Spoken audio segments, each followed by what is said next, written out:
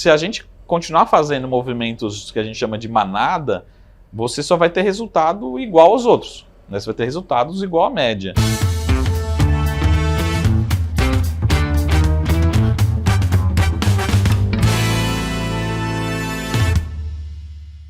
Olá, estamos começando o Papo Café e Lucros do mês de julho de 2022. A conversa de hoje acontece aqui no restaurante Mevá, em São Paulo, e eu tenho o prazer de receber a Ellen Stetter, que é economista e analista da Ágora Investimentos, e o Marco Saravalli, que é analista de investimentos, sócio fundador da Sara Invest e também colunista do E-Investidor. Bem-vinda, Ellen, e bem-vindo, Marco. Obrigado. Obrigada. Um prazer. Igualmente. Eu vou começar já perguntando para vocês qual foi o investimento do mês de julho, diante do cenário aí que segue, né, com inflação, né, juros em alta, bolsa tentando ali se equilibrar, manter os 100 mil pontos. Então vamos lá. Pergunta fácil, né? Tranquila. Então, a gente sempre gosta de falar lá na Ágora que mais do que destacar um produto em si, é sempre olhar para uma alocação diversificada. Então, é sempre buscar um equilíbrio pensando no qual é o perfil de risco do investidor, o que ele está buscando. Diante de tantos desafios e incertezas, uma classe que tem se destacado no portfólio do investidor é a classe de renda fixa.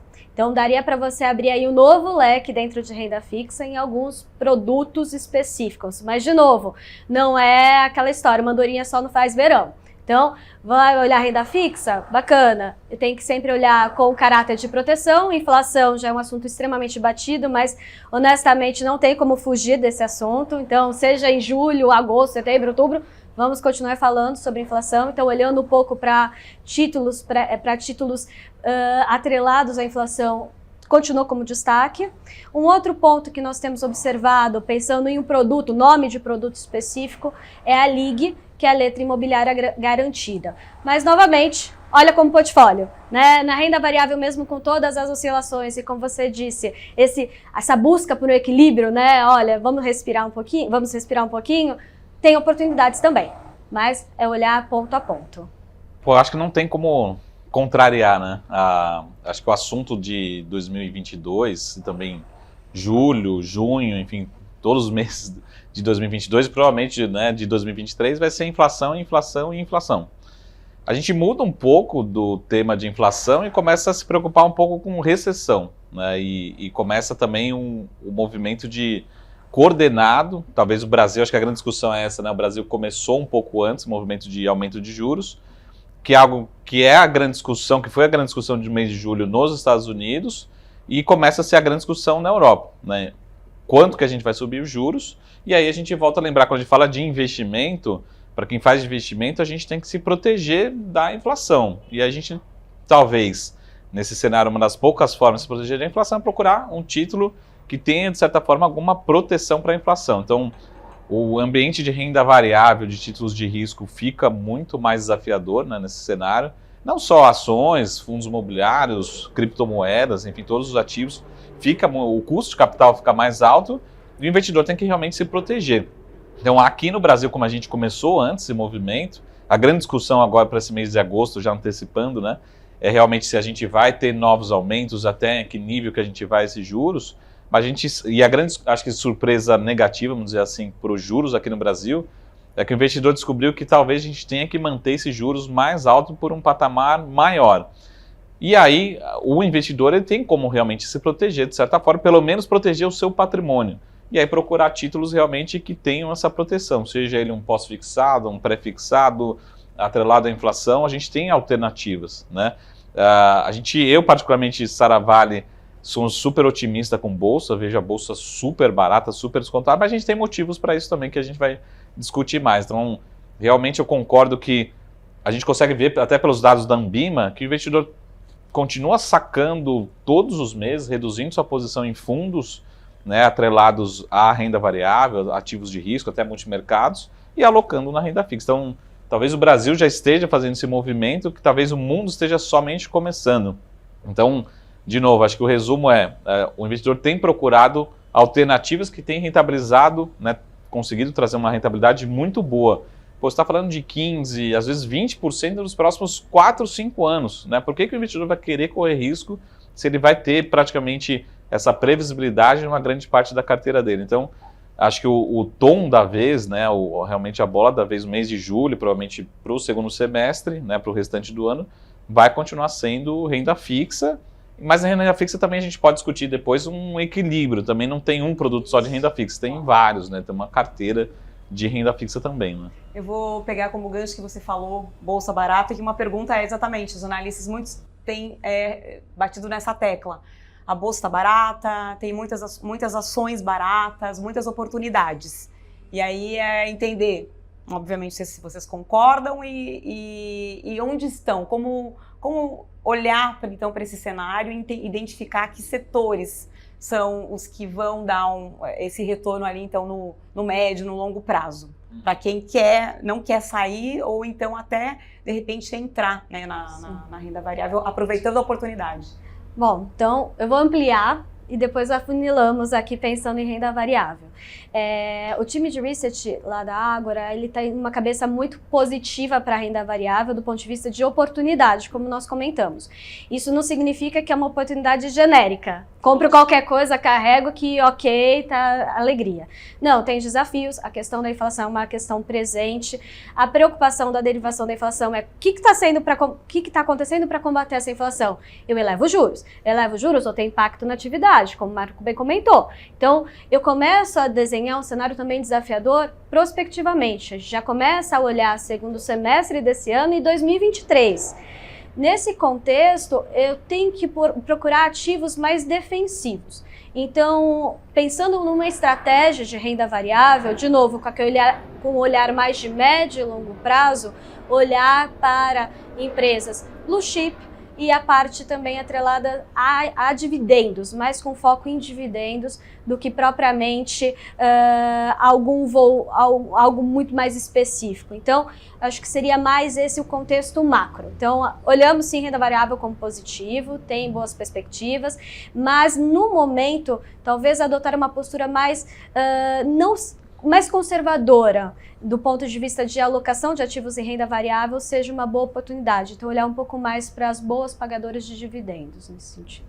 E o que entra nessa lista de boas pagadoras? Bom, aqui você vai já começar a olhar por parte de setorial. Então, temos uma cabeça positiva da parte de commodities, da parte metálica, então siderurgia, metalurgia também, vale a pena olhar, empresas do setor. Um segmento clássico do ponto de vista mais conservador é a parte de energia elétrica, então toda a parte de distribuição também está no nosso rol de acompanhamento, e mesmo a parte mais atrelada à energética, como a parte de petróleo e gás, também temos olhado com bons olhos, em função do valor descontado.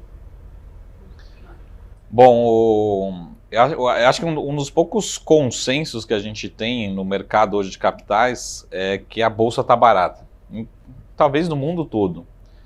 A gente precisa entender se tem espaço para continuar as quedas, né, porque a gente está vendo queda, pelo menos aqui a nossa bolsa sofrendo desde final de 2021, ali segundo semestre, mas principalmente lá fora, né? A gente está que nós, né, economistas, analistas, chamamos de bear market. A gente está numa tendência de queda e talvez essa tendência de queda perdure por mais alguns meses. Esse vai ser o tom do segundo semestre de agosto, setembro, outubro.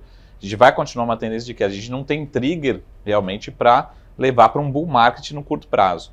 Mas ao mesmo tempo, para quem é investidor de bolsa, ele vai procurar ativos bons e baratos, né? Os ativos continuam bons e nesse momento que eles estão baratos, que eles estão descontados, né? Não é depois que subiu 10 anos seguidos que a gente vai entrar na bolsa. Então é esse momento. Quando a gente olha, por exemplo, para uma Petrobras, uma das empresas mais conhecidas do Brasil, ou a mais conhecida do Brasil, ela está sendo negociada a que a gente chama múltiplos muito baratos. Quando a gente fala assim, o que é barato? Só para vocês terem uma referência. Geralmente, esse múltiplo é negociado a 8, 10 vezes. Não importa o que seja. Ele é um número como se fosse uma taxa de retorno. Você vai ter um retorno em 8 anos, 10 anos. Hoje ele é negociado a 2 vezes, 3 vezes. Ou seja, estou falando de menos 50% do que seria normal de uma taxa de retorno, de um múltiplo. Se eu olhar para um outro indicador, acabei de ver esse indicador hoje, né? Que acho que uma das discussões que a gente teve no mês de julho, em relação aos dividendos da Petrobras. A Petrobras ela está se tornando hoje uma das maiores pagadoras de dividendos do Brasil. Se olhar os últimos 12 meses, né, de julho para trás, para quem teve ação da Petrobras em carteira, recebeu mais de 40% de retorno somente através de dividendos. Então eu não preciso fazer conta, a Selic está alta, mas a gente está falando de 40% de retorno de dividendos, ou seja, as empresas estão bem, estão saudáveis, estão gerando caixa, estão gerando lucro, estão distribuindo dividendos. Eu não estou querendo dizer que a Bolsa em agosto vai subir 50% simplesmente porque está barato, porque o grande desafio agora é que a gente não tem um trigger, né? A gente não tem uma faísca para todo mundo sair correndo para a Bolsa. Os juros estão subindo, a inflação está muito alta, tem risco de recessão. Agora o que a gente sabe sim é que as bolsas, as ações estão muito baratas, muito descontadas. Até uma Apple, um Google, um Facebook, né? Uma Meta, tudo isso está muito descontado em relação ao que poderia ser, o que deveria ser realmente o que a gente chama de valor justo. Então essa leitura que a gente tem, não vemos a Bolsa com uma super performance nesse mês de agosto ou no final desse ano. Mas o que a gente sabe sim que as grandes, né, tacadas, investimento em ações, eles surgem nesses momentos, quando está todo mundo pessimista, que é o que a gente está vivendo no mundo todo. E aí quem tem o caixa para entrar Quem tem o caixa, realmente, não acredito que seja um momento para que a gente chama de encher o carrinho, né, de vender tudo na renda fixa, comprar tudo em ações. Mas quem for fazendo alocações, você vai encontrar empresas muito boas nesse momento e muito baratas, né? O difícil é entender quando que a gente vai ter realmente esse catalisador para se valorizar. Mas o que a gente sabe também, que acho que é a grande discussão para a Bolsa, é que talvez esse cenário de inflação e de possível recessão mundial já esteja grande parte precificada. As empresas estão baratas porque já está precificando, antecipando esse movimento, né? A Bolsa não espera acontecer, ela vai antecipando os movimentos. Quando a gente tiver uma antecipação do possível movimento de alta, também o investidor que já tiver alocado vai ser beneficiado. Então essa leitura que eu tenho várias métricas para entender que realmente a Bolsa está muito barata nesse patamar de preço, né? Talvez demore para recuperar todo esse potencial, mas com certeza a gente tem bons ativos, gerando muito caixa e com desconto muito grande que a gente não via fazer há muito tempo. Talvez alguns estrategistas globais falam que desde 2009 a gente não via ativos tão baratos como a gente está vendo agora, né? Então, desde 2009? Desde 2009, depois da grande crise financeira mundial. Então, talvez oportunidades como essa não surjam todos os dias, né? A incerteza agora é saber qual que vai ser a velocidade dessa recuperação, né? Quando vai acontecer, qual que vai ser o trigger para empurrar essas bolsas para cima, né?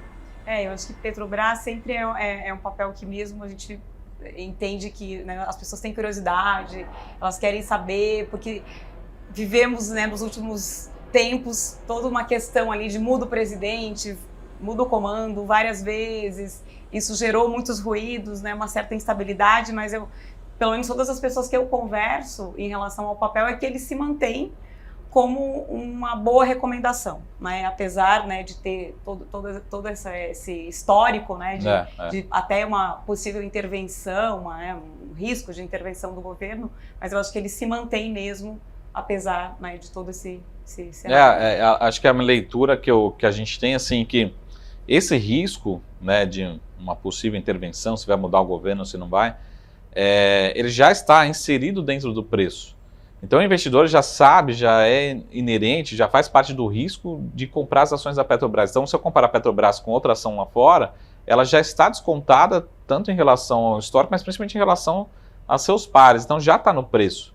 Agora, o investidor também não pode negligenciar que hoje é uma empresa muito melhor do que já foi no passado. Hoje é uma empresa bem tocada, bem gerida, que gera caixa, tem uma estrutura de capital melhor, tem menos endividamento. É só ver o resultado. Está girando mais lucro, né? Então o investidor, é lógico que assim, o investidor a gente sempre tem que pensar como acionista, como sócio. Tem a sua função social que a gente pode deixar aqui para outro debate, outro podcast, mas o acionista, as empresas são feitas para crescer, para gerar resultado, para gerar lucro, gerar dividendos. E hoje a Petrobras está fazendo tudo isso, né? Então é um dos melhores ativos hoje na nossa bolsa e talvez no mundo todo, né? Para quem está investindo em petróleo, em óleo, em energia no mundo todo, está ganhando dinheiro. Um setor extremamente sensível, né? Mesmo antes da crise, do conflito, inclusive com a Ucrânia, o tema de energia sempre foi um tema muito em pauta. A questão do ESG trouxe esse tema como um tema latente. inclusive com questionamentos em termos de alteração de matriz energética e um custo adicional batendo lá na inflação. Então, tudo mais constante, ou seja, se nada tivesse acontecido com a Ucrânia, etc., a gente já estaria um debate muito intenso em termos de energia. Então, é um setor que a gente realmente precisa olhar com bastante foco. Um ponto que eu gostei muito da explanação do Marco foi justamente a questão do horizonte aqui para o investimento. Então, está descontado, é um ativo importante, eu vou olhar a gestão da companhia, independente de qual companhia eu estiver falando, ótimo, mas eu tenho que entender qual que é o horizonte desse investimento. Então, a expectativa é de uma retomada, mas eu tenho uma trajetória. No curto prazo, eu posso ter triggers melhores que tragam justamente alguma retomada? Posso. Posso trazer, por exemplo, uma safra de balanços que está aí batendo na nossa porta, não só olhando para o segundo TRI, que daí a gente vai ter uma análise mais de retrovisor, mas trazer algum insight das companhias em termos de o que eu estou já sentindo de terceiro trimestre. Qual que é a intensidade da minha desaceleração? Eu acho que o mercado agora ele vai discutir um pouco mais a intensidade dos eventos do que propriamente os eventos. Eu sei que a atividade vai desacelerar, legal, mas qual que é a intensidade dessa desaceleração? Eu sei que a inflação vai começar a moderar, mas qual que é a intensidade? Qual que é o ritmo? Eu sei que essa taxa de juros vai ficar elevada, mas por quanto tempo? No caso do Brasil, já nos Estados Unidos e Europa, você ainda está discutindo a intensidade de ciclo monetário. Então, olhando para o segundo semestre, olhando para agosto, eu acho que nós vamos ter insumos interessantes para montar esse quebra-cabeça. Tá? Então, pensar em qual o impacto do ritmo de atividade, qual é a permanência em termos de taxa de juros aqui para o Brasil, olhando especialmente 23. Acho que vai trazer insumos importantes pensando em renda variável. E aí, exatamente nesse cenário de alta de juros, dá para a gente falar um pouco de como os bancos centrais têm trabalhado nessa questão. O Brasil sai na frente, né, com o aumento da taxa Selic, mas esse aumento feito pelos outros bancos centrais tem tido como causa a retirada de capital, né, estrangeiro dos países emergentes, entre eles o Brasil. Vocês acreditam que isso deva, essa fuga de capital estrangeiro da Bolsa aqui deva continuar? A tendência é de continuar?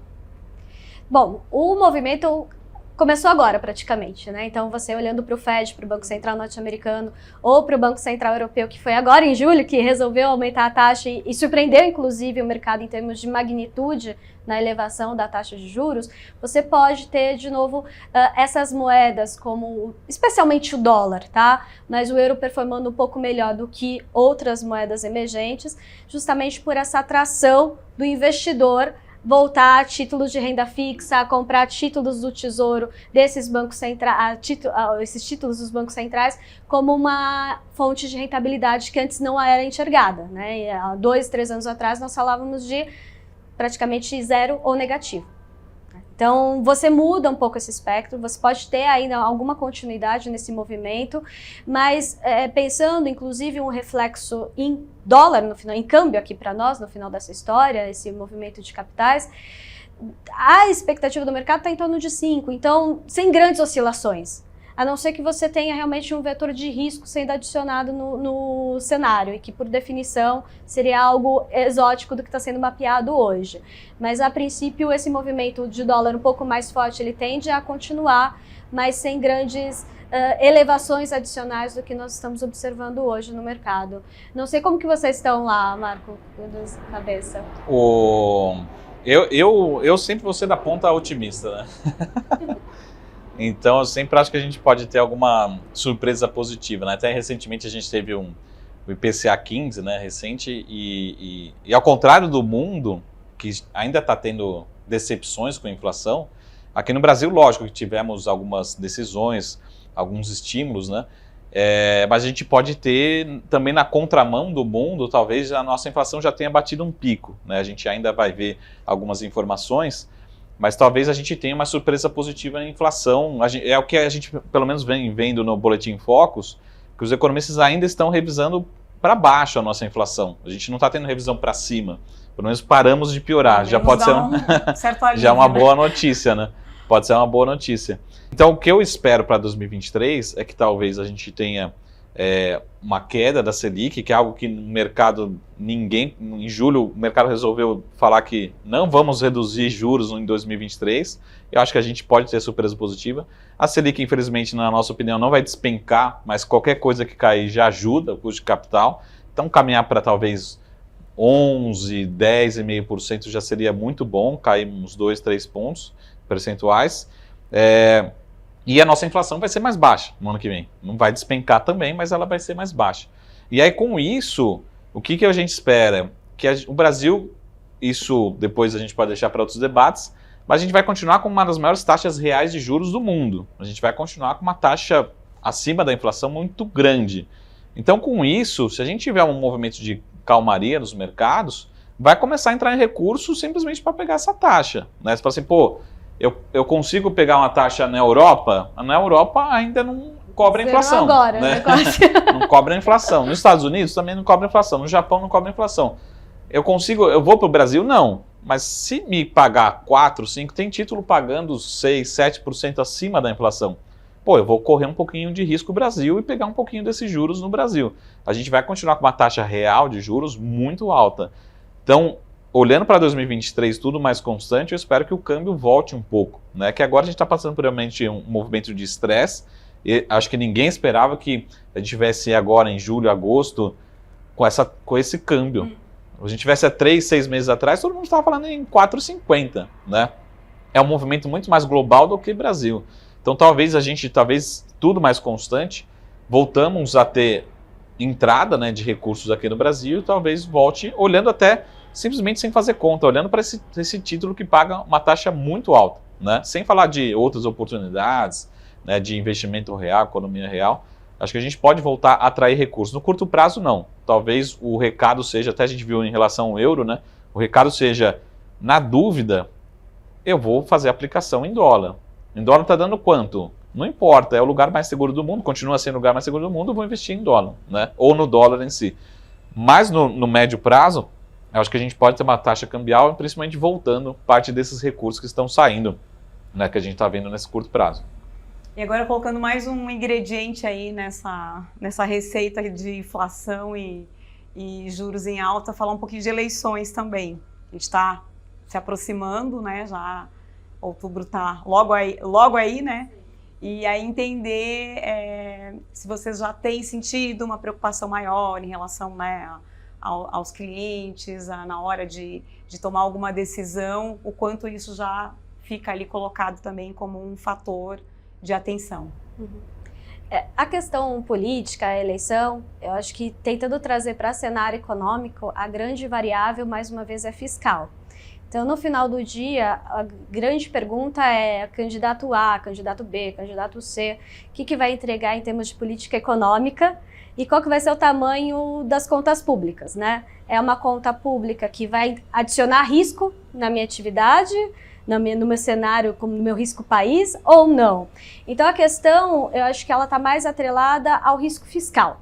Eu acho que o primeiro debate que começa a aparecer do calendário eleitoral é a questão fiscal, que ficou bastante latente nos últimos anos e esse ano não vai ser diferente.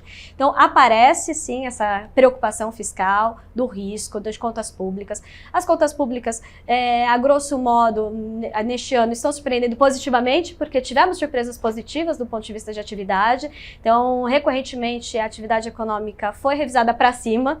Então, se você perguntasse para qualquer economista há 3 meses atrás, a expectativa era um pouco pior em termos de crescimento. E hoje já está melhor. Mas isso não significa que você afugentou completamente o risco fiscal. Ele está lá presente. Então, entender o risco fiscal, eu acho que vai ser o grande X, mais uma vez, dessa eleição. Hoje, pensando em mercado, eu acho que o tema inflação e recessão no mundo estão mais quentes. Então, a gente acaba sendo engolido com esse cenário global mais do que doméstico. Então, acho que vai ficar mais próximo ali realmente daqui a 1 mês, 2 meses, para a gente trazer o debate. E, de novo, o que eu vou ter que tirar do debate? Qual é a política fiscal do próximo governo? Para verificar se todo esse cenário que nós comentamos de, olha, a perspectiva para o ano que vem de inflação é um pouco melhor, é uma inflação mais perto de 5 do que de 7 desse ano, é uma Selic que o ano que vem pode recuar diferente desse ano. Mas para tudo isso eu tenho que ter como base responsabilidade fiscal. Então, esse debate vai ficar quente, especialmente nessa vírgula. E pensando um pouco em prêmio, né, em preço de ativos, é essa questão que os investidores vão ter que olhar. Ah, vai ser super generoso com o fiscal? Opa, levanta a anteninha. Então, significa que provavelmente a minha desaceleração da atividade não vai ser tão intensa, minha inflação também não vai escorregar tanto assim e minha Selic, portanto, vai ficar um pouquinho maior o ano que vem. Então, é quase uma regrinha de bolo, não é tão simples, mas é mais para a gente ter um pouco de sentimento, para onde pode caminhar essa discussão política. E deve haver uma pressão exatamente daí, né, do mercado em relação a isso, quando estiver mais próximo, para entender. Perfeito. Perfeito, e isso vai esbarrar em preço, seja na renda variável ou na renda fixa, nas curvas de juros, né? Então, a gente brinca, quando você olha a curva, que quando você tem uma pressão de inflação corrente, você vai movimentar a curva de juros aqui, é curtinha, né? Para quem olha o vencimento mais curto. Agora, quando eu começo a trazer um debate de fiscal, de risco país, eu mudo a perspectiva da minha economia. Então, eu mudo a expectativa de taxa de juros lá na frente. E isso impacta, portanto, em preços também de renda fixa. Então, esse debate fiscal, mais uma vez, a gente brinca, virou quase um mantra, né? Nos últimos anos, você só fala de fiscal, não muda esse disco. Infelizmente, não dá para mudar ainda. Mas espero em algum momento virar a página e mudar o tema. Mas eu vejo por aí esse canal de contaminação em termos de precificação de ativos. A nossa leitura, assim, que é sempre a gente tenta medir o que já está no preço, né? A gente, de certa forma, vê que 2022 não foi um ano ruim, não está sendo um ano ruim em termos de indicadores brasileiros, até a gente está tendo revisões para cima, melhores. Então, acho que no começo do ano a gente falava, pô, esse ano tem uma chance de ter recessão. Hoje, talvez, o mais pessimista do economista fala, pô, a gente vai crescer, não vai ser nada maravilhoso, mas dentro daquilo que a gente tinha lá no começo do ano, a gente até que está se surpreendendo positivamente.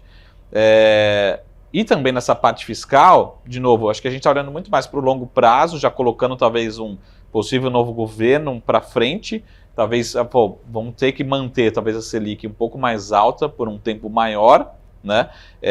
Então, grande parte dessa incerteza que o mercado já tem já está sendo colocada na conta, na curva de juros. Essa é a nossa opinião. Mas, ao mesmo tempo, eu falo assim, independente de quem vença, de quem realmente ou se reeleja ou se eleja, a gente não tem muito espaço para manobras muito radicais. Então, essa é a nossa leitura. Eu não vejo nenhum governo muito distante do centro. Porque, de novo, a gente vai falar aqui muito de política, mas, de novo, vai ser mais um governo novo ou reeleição comandado por um centro, né? E esse centro ele não vai dar espaço para muito radicalismo, seja a direita ou seja a esquerda. Então a gente não vê nenhuma grande ruptura, independente de quem se eleja. Então acho que nesse lado fiscal, nessa parte monetária também, para a gente já grande parte talvez do cenário mais pessimista já esteja na conta, né? É lógico que sempre a gente está conseguindo rever para cima, né? Então toda semana, não, a Selic não vai ser mais 10, vai ser 11, vai ser 12, vai ser 13, já estamos falando de 14, talvez um pouquinho para cima de 14.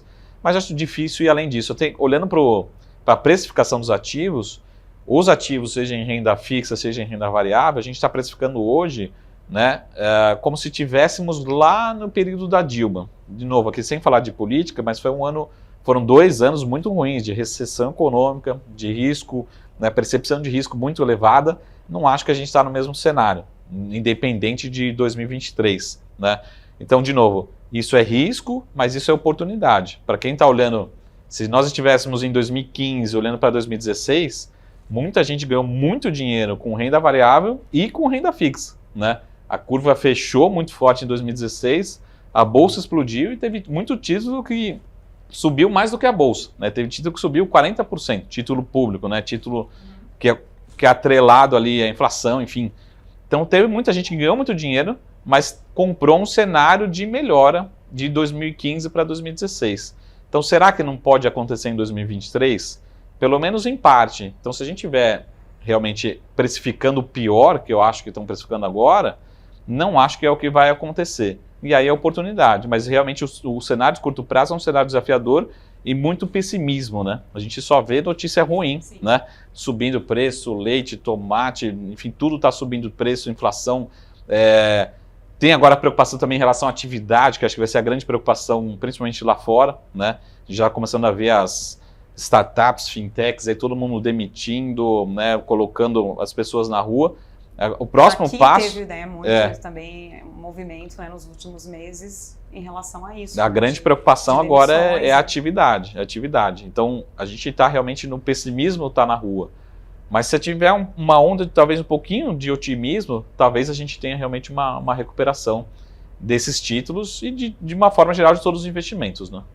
Mas eu acho que é justamente isso. A gente está precificando hoje, em 2022, um cenário que a gente tende, que a gente diz, os analistas, né, ser preguiçoso e perpetuar o pior cenário possível. Então a gente está num cenário realmente muito ruim, de inflação alta, juros tendo que elevar para controlar e atividade econômica mundial em desaceleração. Talvez não seja esse cenário para 2023 no Brasil e no mundo. Quando a gente olha para investimentos, a gente olha para um risco muito grande nesse cenário, mas ao mesmo tempo de oportunidade. Acho que os investidores conseguirem encontrar oportunidade, seja na renda fixa ou na renda variável, olharem um pouco mais para longo prazo, pode realmente encontrar belíssimas oportunidades. Então, de novo, tem que olhar um pouco mais para frente. Eu acho que grande parte desse possível cenário de inflação mais alta, juros mais altos, né, fiscal ainda, eu acho que não vai ficar descontrolado, mas preocupante, isso grande parte já esteja precificado nos ativos. A gente não está, na minha opinião, no momento de 2014, 2015. E o mercado está precificando algo parecido com isso. É um cenário talvez ainda difícil, mas longe de ser do que a gente já viveu lá no passado. Então, de novo, olhando para longo prazo, eu vejo todos os ativos. Quando a gente fala dos ativos descontados, não é só renda variável. Assim, a bolsa está barata, a Petrobras está barata. Não, a renda fixa também está barata. Quando você fala, estão pagando 5, 6, 7% real, quer dizer que um título está barato, né? Então, isso, olhando para um cenário um pouco mais otimista, ele tende a fechar essa curva e também se valorizar. Como a gente diz, vai ter muita gente que, se for, na minha opinião, um pouco mais otimista, ganhando muito dinheiro, não importa se é renda fixa ou se é renda variável. Mas a gente precisa acreditar, esse cenário também precisa acontecer. Talvez não seja o cenário mais provável, mas acho que tem uma chance de acontecer, de a gente ter um 2023 um pouco melhor, um pouco mais otimista em todos os indicadores, né? Sim, concordo. Eu só queria também pegar um gancho do Marco sobre política monetária, né? Sair aqui, trazer um pouco do técnico. Estamos às vésperas de mais uma reunião do Banco Central, né, agora em agosto. A expectativa do mercado é de mais uma elevação, que se discute se é a última ou não, por conta de tudo que nós debatemos aqui. Então, agora, no comecinho de agosto, ficar atento também a esse movimento do Banco Central. Mais do que o resultado da reunião em si, eu deixaria um convite a quem nos assiste para acompanhar a divulgação da ata. Nossa, que preguiça. Não, é super interessante. Deixo aqui o convite para os curiosos no site do Banco Central. Também tem toda a cobertura do investidor.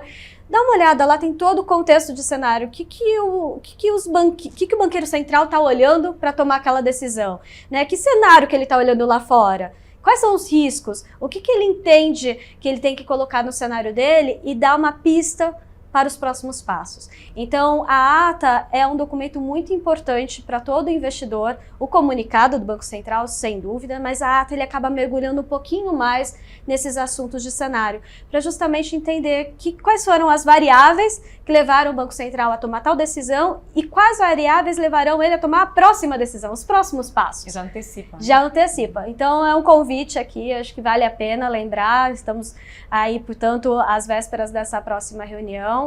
Vale a pena acompanhar o documento, não apenas só o resultado ali. Ah, subiu para tanto. Tá, mas por quê? Então, eu acho que do ponto de vista de investidor, ele tem que sempre questionar, né? E o porquê? Então, vale aqui o porquê também na decisão do Banco Central. Maravilha. E antes da gente encerrar, eu vou só pedir para vocês... a gente sempre provoca aqui os nossos convidados, né, do papo para compartilhar alguma experiência de bastidor, alguma história, alguma curiosidade que a gente não vai encontrar nos relatórios. Então, é o momento aqui de vocês compartilharem com a gente. Nossa. Bom, eu vou abrir aqui o baú, tá? E lembrando um pouco desses cenários de, é muito nebuloso, muito desafiador e...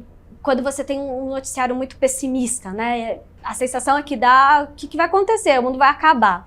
E em um determinado momento na minha carreira, eu participava de um departamento econômico, dando suporte a uma tesouraria do banco. E na crise, em 2008, era aquela sensação de qual o tamanho desse buraco. E aí você cavava e percebia que o buraco era mais embaixo, era mais embaixo, era mais embaixo. Mas você tinha que decidir, você tinha uma alocação a ser feita, você tinha decisões para tomar. Legal, o que você acha, mas e aí, o que eu faço? Né? Aquela velha ansiedade de bonito na teoria, mas e na prática? E nesse momento, conversando com outros gestores, a sensação era, calma, o mundo ele não acaba. Portanto, olhe um pouco mais adiante, olhe para ativos bem consolidados. Entenda se aquele negócio que você está investindo, ele pode se perpetuar, independente do cenário. Ele pode ter momentos ruins, mas ele passa por esses momentos. Então, o que eu queria compartilhar aqui é a lição de quando eu for investir, invista com fundamento. Conheça no que você está investindo, para que qualquer marola ou qualquer desespero não te desestabilize e você saia no pior momento, né? E aí você sai quando realmente o negócio está horrível e você só toma na cabeça. Fica no prejuízo. Então, é olhar, o mundo não acaba, momentos de incertezas sempre haverão pela frente, então sempre vai ter momentos nebulosos, mas tenta olhar um pouco mais para fundamento. É uma renda fixa, uma renda variável, é um portfólio, o que você está olhando? Você sabe no que você está investindo? Se questione, porque o momento ele vai passar. E esse teu papel também precisa passar. Então, essa é mais uma... não é tão forte assim, mas eu passei por isso e foi um conselho que eu recebi na época de calma, o mundo não acaba. Ele vai passar. Ótimo. Muito bom. Eu vou pegar aqui, vou usar várias frases de coaching, né? para resumir, né? Primeiro, acho que pegando esse cenário que a gente está vivendo, né? Uma frase, primeira frase, né? Abre aspas. Dizem que o mar calmo nunca fez bom marinheiro, né? Então, a gente nunca vai aprender quando tiver tudo mil maravilhas. A gente só vai aprender quando tiver tudo ruim. Você vai entender o seu perfil, né? Pô, será que realmente eu sei investir em bolsa? Eu devo investir em bolsa? Tenho perfil para investir em bolsa, em criptomoeda, qualquer coisa que envolva algum risco. Então, essa frase vale para sempre.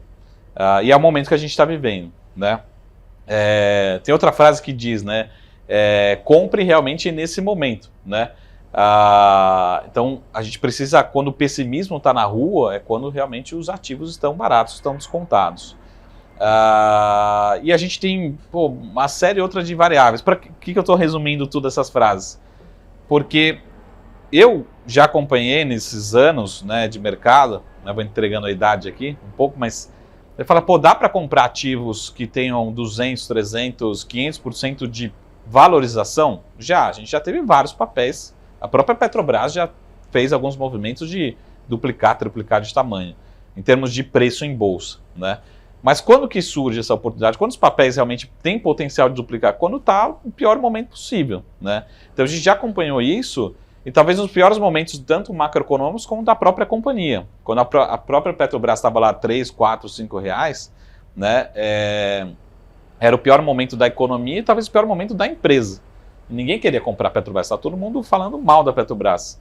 Só que se a gente continuar fazendo movimentos que a gente chama de manada, você só vai ter resultado igual aos outros, né? Você vai ter resultados igual à média, que é o que está todo mundo fazendo agora. Está todo mundo, eu acho que tem oportunidade na renda fixa, nossos clientes alocam todos os dias em renda fixa, mas para quem está olhando para longo prazo, procurando oportunidades, procurando boas empresas, olhando um pouco mais otimista, a gente vai ter grandes oportunidades surgindo. Então a gente, eu já acompanhei vários casos de cliente ganhar, assim, alocar em ações e ela se valorizar, lógico, não num mês, mas num período um pouco mais longo, 600, 700, 800% que a gente chama de multiplicar por 10. É possível? É, mas envolve muito risco. Mas é possível, e talvez nesse momento estejam surgindo essas oportunidades, né? Então, acho que quem procurar, quem olhar, já aconteceu comigo, já aconteceu com clientes, já aconteceu com investidores, essa história ela se repete. Então agora a gente está num super pessimismo, tem aqueles indicadores, né, de fear and greed, de bull and bear, tem vários indicadores no mundo todo, e agora a gente está num super pessimismo, só que agora que realmente os ativos estão descontados. Então, falando um pouquinho da história, Eu lembro em 2008, né, 2009, quando o próprio Warren Buffett ele comprou ações de um dos maiores bancos do mundo no meio da crise. E aí a gente falava assim, pô, por que esse maluco está comprando ações de um banco, se é que a origem da crise foi de um banco, né? E eles vão quebrar, né? Lehman Brothers, tudo vai quebrar. Passaram 3, 5, 10 anos, quanto de dinheiro será que ele não ganhou investindo num ativo que praticamente ia quebrar? Então, de novo, se a gente estudar um pouco nós, mesmo aqui no Brasil, investidores lá fora, são nesses momentos que realmente a gente diz que surgem os grandes milionários, grandes tacadas, mas é o momento mais difícil realmente de tomar decisão.